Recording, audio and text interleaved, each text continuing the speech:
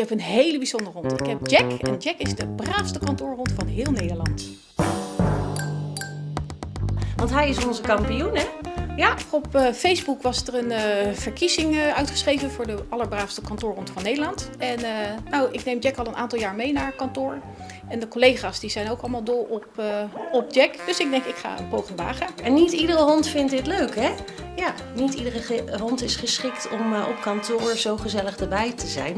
Maar hij is heel ontspannen. Ja, hij gaat eigenlijk een beetje zijn eigen gang, maar is er altijd wel graag bij. En hij wekt ook vertrouwen op bij mensen. We zien ook dat bewoners die op de gang en in de hal aanwezig zijn, die vinden het ook heel leuk als die even langskomt. Wordt u dan blij van zijn aanwezigheid? Ja, natuurlijk. Die maakt je toch altijd blij. En hij haalt gekkigheid uit. Even snuffelen achter de benen, achter de knieën. Kom eens, jongen.